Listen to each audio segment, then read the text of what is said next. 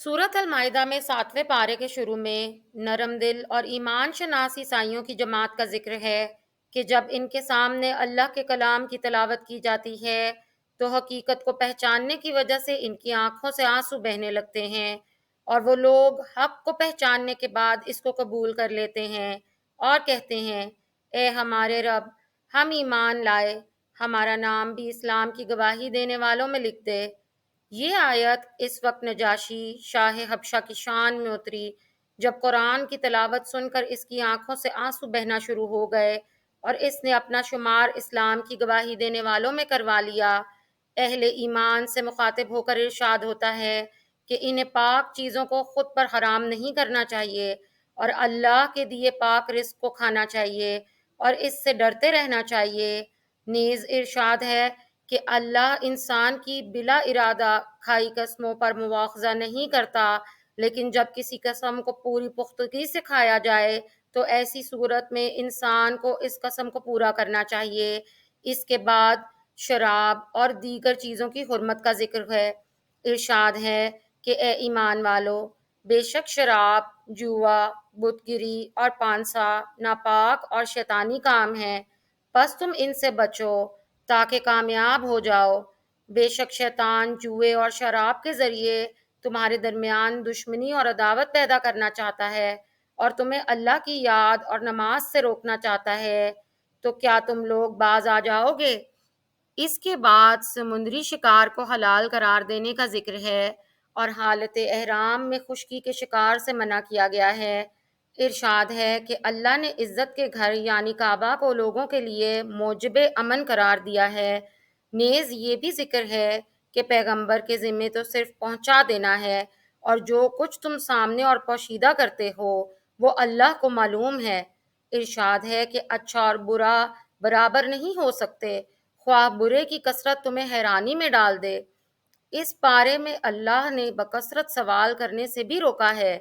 کئی مرتبہ کثرت سوال کی وجہ سے جائز اشیاء بھی حرام ہو جاتی ہیں۔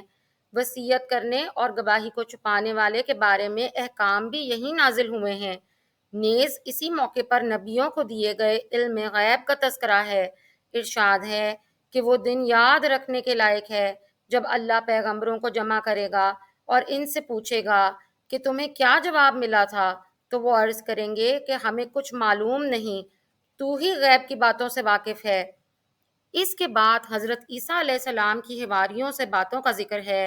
ارشاد ہے کہ حواریوں نے عیسیٰ علیہ السلام سے کہا، کیا آپ کا رب ہمارے لیے آسمان سے دسترخوان اتار سکتا ہے؟ حواریوں کے اس بلا جواز مطالبے پر انہیں تنبیہ کرتے ہوئے ارشاد ہوا ہے کہ اللہ سے ڈر جاؤ اگر تم مومن ہو۔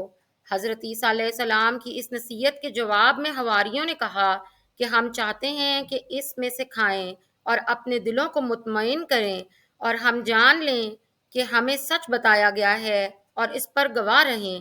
اس اصرار پر حضرت عیسیٰ علیہ السلام نے دعا مانگی کہ اے ہمارے پروردگار، ہمارے اوپر آسمان سے دسترخوان نازل فرما جو ہمارے اول اور آخر کے لیے عید اور تیری جانب سے ایک نشانی بن جائے، اور ہمیں رزق عطا فرما، اور تو بہت ہی بہتر رزق دینے والا ہے۔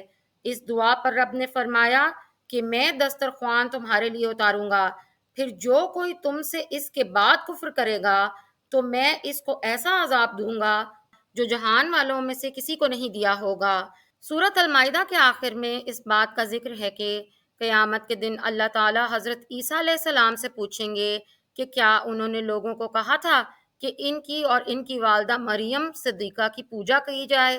آپ کہیں گے کہ یا اللہ، میں ایسی بات کیسے کہہ سکتا ہوں جسے کہنے کا مجھے حق نہیں؟ میں تو ان کو ہمیشہ یہ کہتا رہا کہ میرے اور میرے اللہ کی پوجا کرو۔ پھر حضرت عیسیٰ علیہ السلام کا جملہ منقول ہے کہ اے اللہ، اگر تو ان لوگوں کو عذاب دے تو یہ تیرے بندے ہیں، اور اگر تو ان کی مغفرت فرما دے تو غالب حکمت والا ہے۔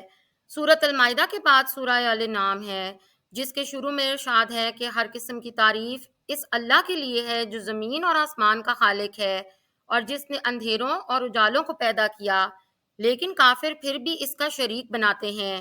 انسان کی تخلیق کا ذکر ہے۔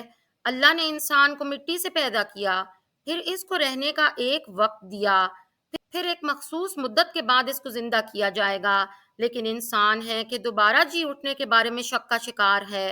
ارشاد ہے کہ اللہ ہی ہے جو انسان کے ظاہر اور باطن کو جانتا ہے اور یہ بھی جانتا ہے جو وہ کماتا ہے۔ ارشاد ہے کہ دن اور رات میں جو کچھ بھی موجود ہے اسی کا ہے اور وہ سننے والا جاننے والا ہے۔ اس صورت میں ارشاد ہے کہ اگر اللہ انسان کو کوئی نقصان پہنچانا چاہے تو اس کو کوئی نہیں ٹال سکتا، اور اگر وہ اس کو خیریت سے رکھے تو بھی وہ ہر چیز پر قادر ہے۔ آگے ذکر ہے کہ کافروں کے طعن و تشخیص رسول اکرم صلی اللہ علیہ وآلہ وسلم کو دکھ پہنچاتے تھے۔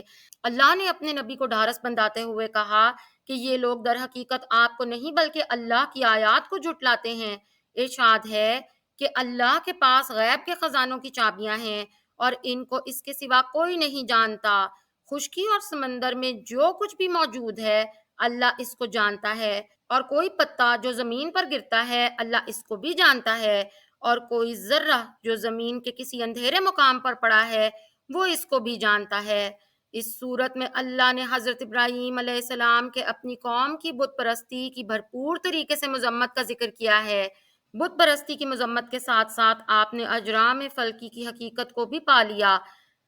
جگمگ کرتے ستارے، چاند اور سورج کو ڈوبتا دیکھ کر آپ نے اعلان کر دیا کہ میں قوم کے شرک سے بری ہوں اور اپنے چہرے کا رخ اس ذات کی طرف کرتا ہوں جس نے زمین و آسمان کو بنایا ہے، اور میں شرک کرنے والوں میں شامل نہیں ہوں۔